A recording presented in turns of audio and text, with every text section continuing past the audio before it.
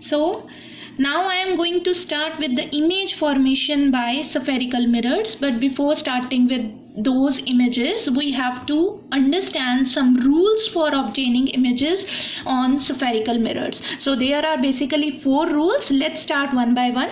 So first rule states that let us imagine that I am having one concave mirror which is painted from back side. So this is the pole, this is the focus, and this is the center of curvature. These 3 points you have to mention, students, in each and every diagram. These 3 points are common in each diagram. So as you can see, suppose this is the principal axis. As you can see, suppose a ray of line is passing parallel to the principal axis, then after reflection from a spherical mirror, that is concave mirror, it will pass through focus. So this is the first rule, as you can see.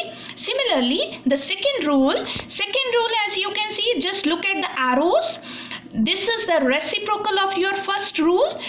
It is saying that if a ray is passing through focus, after reflection it will pass parallel to the principal axis. That is exactly opposite to your previous rule. So as you can see, if a ray is passing parallel to the principal axis, it will pass through focus, and if it is passing through focus, after reflection it will pass parallel to the principal axis. Now the third rule, if a ray is passing through center of curvature, it will pass through center of curvature only after reflection.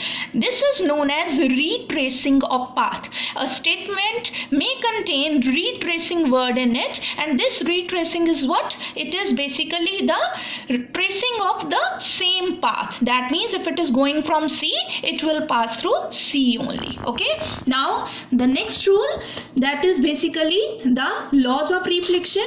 Laws of reflection says that angle of incidence is equal to angle of reflection. So if a ray is falling on the pole by making some angle with the principal axis, then after reflection it will pass as such by making the same angle, satisfying this rule that angle I is equal to angle R. So these 4 basic rules are very important to draw diagrams which we are about to start. You can take any 2 rules out of these 4 rules to draw a diagram on a spherical mirror.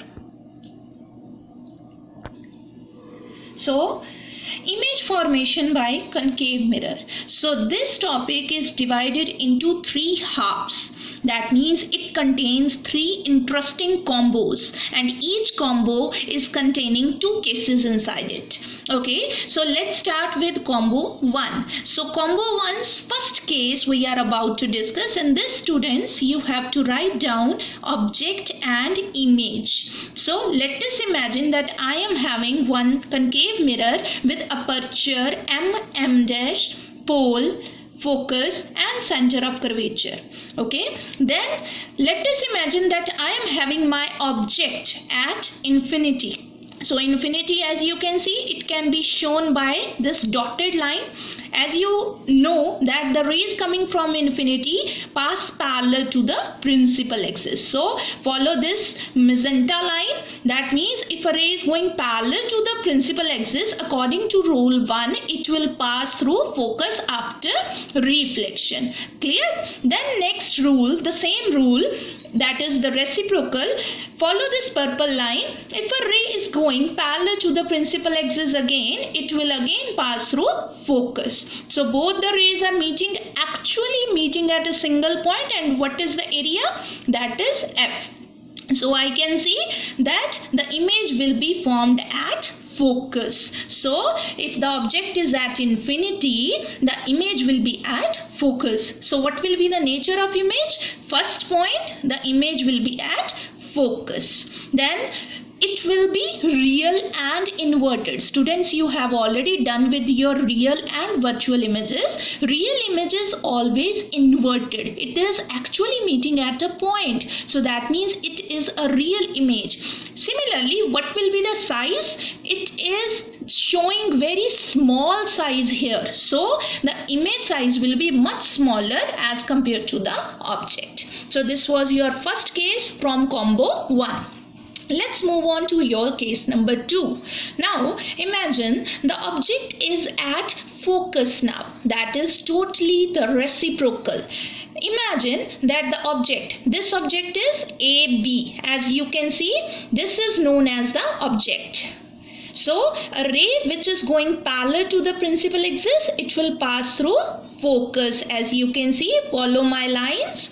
So similarly, as per the second rule, if a ray is passing through center of curvature, it will retrace its path. That means these two rays are actually not meeting at any point, but one common thing is that they are parallel to each other, and if two rays are parallel to each other, there are chances that they will meet at infinity. So I can say that the image will be at infinity. So what will be the nature of image? The image will be at infinity. So this is the sign of infinity. The image will be real plus inverted, and the image will be highly enlarged. In physics, we use this word enlarged, means the image will be of very, very large size because it will form at infinity.